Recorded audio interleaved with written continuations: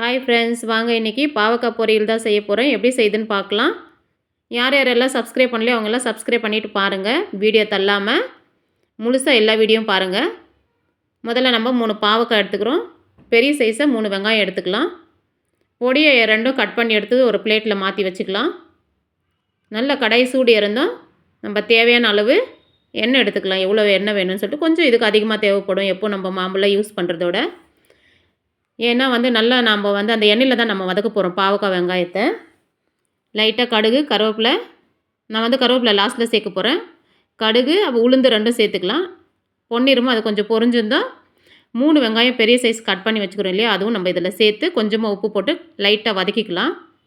கொஞ்சம் வதங்கினா போதும். உடனே நம்ம பாவக்காய் கட் பண்ணி வச்சுக்கிறோம் இல்லையா, அந்த பாவக்காவும் இதை நல்லா பொடியாக கட் பண்ணி வச்சுக்கிறேன். பாருங்கள், பாவக்காய் சில பேர் ரவுண்டாக கட் பண்ணுவாங்க, இல்லை பாதியாக கட் பண்ணுவாங்க. நான் இந்த மாதிரி பொடியாக கட் பண்ணி வச்சுக்கிறேன்.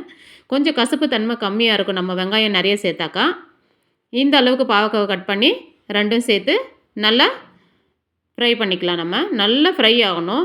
நான் 3 பாவக்காவும் கட் பண்ணி எடுத்து இதில் சேர்க்க போகிறேன். பாருங்கள், எல்லா பாவக்காவும் சேர்த்துட்டேன். வெங்காயம் பாதி, பாவக்காய் பாதி இருக்குது. அப்போ தான் கொஞ்சம் கசப்பு தன்மை இல்லாமல் இருக்கும். இதுக்கு தேவையான மசாலா மஞ்சள் பொடி, கொஞ்சம் மிளகாய் பொடி, தனியா பொடி கொஞ்சம் எடுத்துருக்கேன். இந்த அளவுக்கு நல்லா வதங்கணும். நல்லா வதங்கணும் எண்ணெயில். அதிகமாக எண்ணெயும் இல்லை, அதை நீங்கள் பாருங்கள், அதில் பார்த்தாலே தெரியும். ஓரளவுக்கு மீடியமாக பார்த்து நம்ம எடுத்துக்கலாம். எல்லா காயோடு இந்த காய்க்கு கொஞ்சம் அதிகமாக நம்ம எண்ணெய் எடுத்துக்கணும். கொஞ்சம் நல்லாயிருக்கும் ஃப்ரை பண்ணி சாப்பிட்றதுக்கு. நான் இதுக்கு தேவையான மசாலாவே சேர்த்துட்டேன். ஒரு மீடியம் சைஸு ஒரு தக்காளி எடுத்து கட் பண்ணி அதில் சேர்த்துக்கலாம். காய் நல்லா வதங்கின பின்னாடி தான் இந்த மசாலாலாம் நம்ம சேர்க்கணும். நான் லைட்டாக உப்பு, கொஞ்சமாக சர்க்கரை சேர்த்துக்கிறேன். கொஞ்சம் கசப்பாக இருக்கும் இல்லையா, அதனால் கொஞ்சமாக சர்க்கரை சேர்த்துக்கிறேன். லைட்டாக ஒரு ஸ்பூன் அளவுக்கு சேர்த்துக்கலாம். உப்பெல்லாம் பார்த்து கரெக்டாக நீங்கள் போட்டுக்கோங்க. சூப்பராக பொரியல் ரெடி ஆகிடுச்சு.